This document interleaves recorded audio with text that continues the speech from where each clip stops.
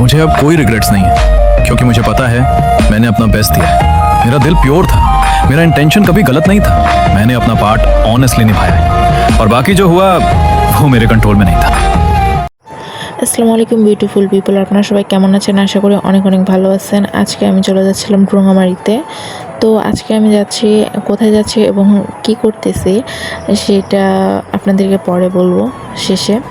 তো আজকে ভিডিওটাই দেখতে থাকেন। প্রথমে চলে আসছিলাম আমাদের পাকা মাথায়, দেন আমাদের স্কুলে, এই জায়গায় প্রাইমারি স্কুল। অনেকক্ষণ দাঁড়িয়ে থাকার পরে তারপর একটা অটো পাইছি। আর আমাদের এদিকে রাস্তা প্রচুর খারাপের কারণে অটো পাওয়া যায় না, আর হালকা পাতলা একটু বেশি গরম পড়ছে, এই জন্য ফ্যান ছেড়ে নিচ্ছিলাম।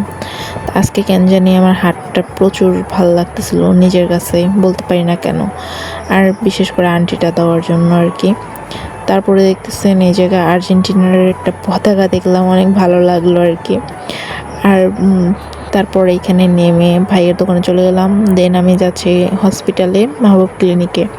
ওখানে শুক্রবার করে একজন ভালো ডক্টর আসে শুনছিলাম, ডার্মাটোলজিস্ট। দেন তাকে কাছে আমি আসলে দেখাবো, এই জন্য চলে গেছি। তো আর কি চলে গেছি, এবং ভাই ওখানে ব্যস্ত ছিল, বললো তুমি যেয়ে দেখো, আমি যাচ্ছি। এখানে ভাই আমার 1.5 ঘন্টা ওয়েট করা লাগছে। এই 10 মিনিট 5 মিনিট বলে আমার 1.5 ঘন্টা ওয়েট করাইছে। আমার ধৈর্যের এত বড় একটা পরীক্ষা নেবে ভাই আমি কল্পনাও করতে পারি নাই।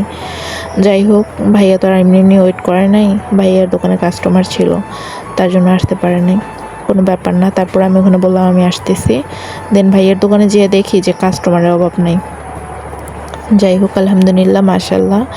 সারা জীবনই মানে এভাবেই ভাইয়া উন্নতি করুক, দোয়া করি, আপনারাও দোয়া করবেন। দেন ভাইয়ার অবস্থা প্রচুর খারাপ ছিল, ভাইয়া অসুস্থ, আমি অসুস্থ। আমাদের প্রায় মানুষই আসলে এই রোগটাতে ভুগতেছে, বলতে পারি না কেন। তারপর ভাইয়ার আমি মিলে চলে আসছিলাম হসপিটালে, ক্লিনিকে, মাহবুব ক্লিনিকে। দেন আমি এখানে বসেছিলাম, ওখানে ভিতরে একজন রুগী ছিল। দেন আমরা ওইখানে ডক্টর দেখিয়ে তারপরে বের হয়ে পড়লাম।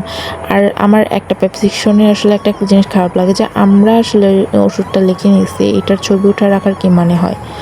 মানে আমাদের প্রেসক্রিপশন আপনারা কেন ছবি উঠে রাখবেন, এটা আমি বুঝি না। যাই হোক, কিছু বলার নাই আসলে, এটা সব জায়গায় হয়, ঢাকা, রংপুর সব জায়গায় হয়, কিন্তু কেন ছবিটা উঠায় রাখে তারা, সেটা বুঝি না। তারপরে ওষুধ নিয়ে তারপরে চলে আসছিলাম একটু বাজার টাজার করে এখন বাসায় চলে যাচ্ছি। তো আসলে এভরিওয়ান, আমি অনেকদিন থেকে ভিডিও আপলোড দিই না, আর জানি না যে জীবনটা কীরকম, কোন পর্যায়ে চলতেছে। যাই হোক, যে যেখানে আছে ভালো থাকুক, সবাই ভালো থাকুক, দোয়া করি। আর আমার জন্য সবাই দোয়া করবেন, আমিও অনেক অসুস্থ। তো এভরিওয়ান, আজকের ভিডিওটা এতটুকুই।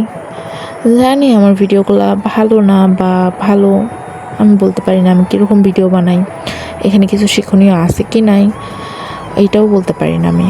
তো আপনাদের কাছে আমার ভিডিওগুলো কেমন লাগে অবশ্যই কমেন্টে জানিয়ে দেবেন, আর আমাকে সাপোর্ট করবেন।